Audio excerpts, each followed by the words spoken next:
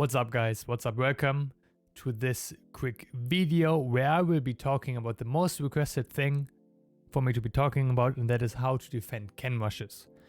We will not be talking about the perfect, well executed top level cannon rushes because there are already videos out there on that. We will be instead talking about how to defend cannon rushes for like generally everyone unless you're 6k. So that means we will be talking about the basic rules of how to defend cannon rushes that apply to every cannon rush. Then we will be talking about the different ways you can get cannon rushed and how you would want to react to those specific ways. And at the end of the video, I will be sharing a secret special strategy to defend almost every cannon rush. So stay tuned. Before we get started, this is one of the more scripted videos I'm making, so I actually got time to tell you guys to check out my Twitch, to like, share, subscribe, and all of that good shit. I stream every day 5 p.m. to 10 p.m. CEST over on my Twitch stream. So if you've got any questions on cannon rushing or anything else, really, feel free to join. Everything important is linked down below. With that out of the way, let's talk about the basic rules of cannon rushing. And there are 5 rules you want to keep in mind when you're defending a cannon rush. Number 1, you need 3 probes to kill a cannon on orange health. You need 4 probes to kill a cannon on yellow health. If it's green, probably you're already fucked. Number 2, best way to defend a cannon rush is to not let the cannons get up in the first place. So depending on the cannon rush, you want to block the specific locations the cannons get up, aka where the energy field actually reaches, with a probe or even a pylon. For number 3, the prior 2 rules basically mean that you want to pull roughly 3 probes per cannon that actually goes up, and like 1 to 2 probes for every probe that your opponent has sent. If you can kill a probe, you want to kill the probe. However, for number 5, it is very important that you don't pull too many probes. If you pull too many probes, of course, you won't have income for the next step in the defense of the cannon rush, or they would just stop the cannon rush and transition out of it. So it's always important to just pull enough probes so that you survive. But the general rule is don't pull too many probes that you can't go to the next step, be it defensive cannons or stalker or tech or mining gas for like a void ray transition or whatever. You have to develop a feel for that really, because it depends on the specific kind of cannon rush.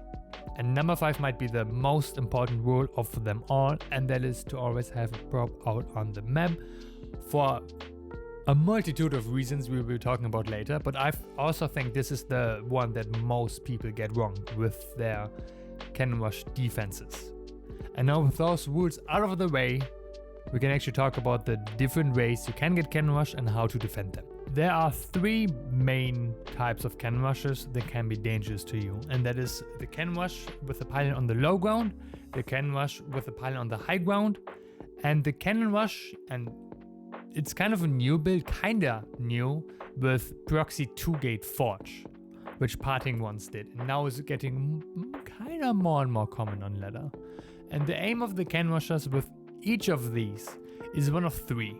They either want to outright kill you, they want to get into a really good economic position and transition out of the cannon rush, or they will go for like proxy void race shield battery shenanigans, which is like the most common way on top level cannon rushing. So we will now go through each of the variations, and we will start with pylon on the low ground.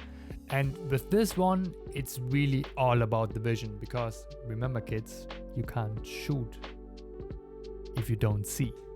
This means if your opponent is slow with the cannon rush, which might be happening on like platinum to like low masters level. For example, I once saw someone cannon rush from like really far away. Feel free to just block your ramp, like you start out with a 2-gate wall of anyways, and then just block it with 1 pylon more. You go for a zealot in most cases to buy time to get the probe away from the ramp, to buy time for your stalkers to arrive, and then really you've already held the cannon rush. Remember to always have a probe out on the map. But yeah, then you already held that one if they're slow with the cannon rush. If they aren't slow, however, and they actually kind of know how to cannon rush, they will try to get a pylon up on the high ground to get vision from the low ground. And that is a little bit dangerous because you really can't kill a pylon that easily. You can pull probes, about like 5 to 7 probes, but that's a lot of probes, and they will just, if they're good enough, to just build more pylons. And you can't pull that many probes. So what you want to do is either be greedy and go for the cyber core very quickly and try to like buy time with the zealot and go for stalkers again, but that's very dangerous. Or you just go for your own forge. If you already notice that the pylon, that the probe is moving up, you can't prevent it, you go for the forge, and then you just outzone him with cannons, because remember, you will still be economically ahead if you don't lose probes. And with a probe out on the map, you can go for some shenanigans. From here on out, the game will transition in 2 ways, if you survive, that is, of course. Either the opponent will go into a macro transition, or they will go for proxy, Stargate, Void Ray, shield batteries.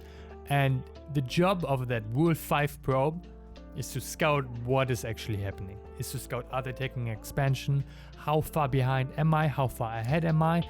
And to react accordingly. If they go for a macro transition, it is oftentimes, depending on how far ahead you are, very easy to just put on a proxy something, proxy Void Ray, proxy Robo, and outright kill them. If they go for the Stargate transition, it goes into the Void Ray shield battery versus Void Ray shield battery minigame of PvP, where you will have the advantage if you were ahead in terms of economy, but also in terms of shield battery overcharge. And then it's all about how much gas you have mined until then. So to summarize, the Lowground Cannon Rush rarely aims at outright killing you, although they will do that if you allow them to. A lot of the times you can just block them out and call it a day, but if they actually know how to do it, you want to get a defensive forge to be safe and defend the cannon rush, and then it will transition into either proxy Stargate or macro. As always, having a probe out on the map allows you to scout for everything and to react with a proxy if you defend the cannon rush well. The pylon on the high ground usually aims to kill you instantly. This one is all about not letting them wall themselves in and not letting cannons go up. If you see their probes arrive early, or see their probes move early when, for example, you scout after your first gateway, you pull a probe to the space where they could wall themselves in instantly. It might be a map dependent space, like we already talked about on Death Hour. It might also be something like the space between your gateway and the ramp, or like behind your mineral lines. You need to know about those spaces, although the most common one is around your gateways, and you have to have a probe ready. Remember, pulling one probe isn't that costly for you, so if they don't end up cannon rushing, who cares? At least you've been safe. Now if they wall themselves in, you have pretty much lost the game. Almost. Remember, there's a special little trick that I'm gonna share with you at the end of the video. Now if they don't wall themselves in, usually they will go for, like, example, a pylon here, right? Something like that. And what you then can do is block the space where the cannons would go up. Because remember, if they build cannons here, you can just pull probes on the probe and on the cannons. Because you got quite a lot of time until you actually have to kill the cannon, right? Remember, in orange you pull 3 probes, on yellow you pull 4 probes and you're still okay. But if they go for something like that, most people go for like cannons on the low ground, and what you then can do is, for example, pull 3 probes like this or 2 probes like this, and then make it really hard for them to actually build the cannons and block them through your probes. You might even want to do something like this and just block them with a pylon. And especially if you're at a point where they did this, you kill the probe in the base and you ward off completely, which I would almost always recommend in general. In general, you will be in a really good spot afterwards because they can't actually build cannons down here. So once again, from here on out, you transition into either Cybercore Stalker if you want to be if you feel very confident and want to be a little bit too greedy maybe, or just go for the defensive cannons if you feel like you need some because you didn't actually kill the probes. Again, killing probes makes it super easy, but if you don't, defensive cannons are always a good way to go. Just remember, of course, the rules: not pull too many probes, try to kill their probes, don't let cannons get up, and if they do go up without a wall, just pull 3 while tacking up.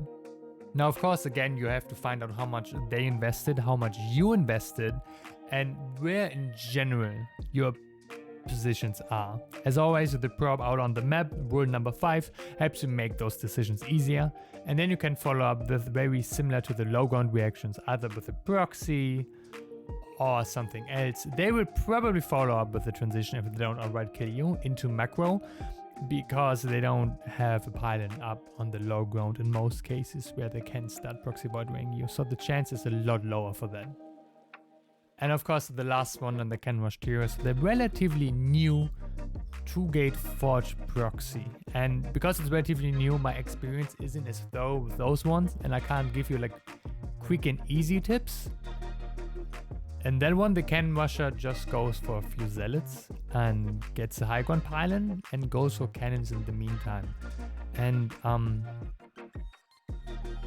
mean, honestly, I just usually go for like a full wall off if they let me, and if they don't, I don't care. I just build some zealots while I get my cybercore, and I get some stalkers added depending on what I feel like, and get batteries, and then I pull a few props with my zealots if I need to.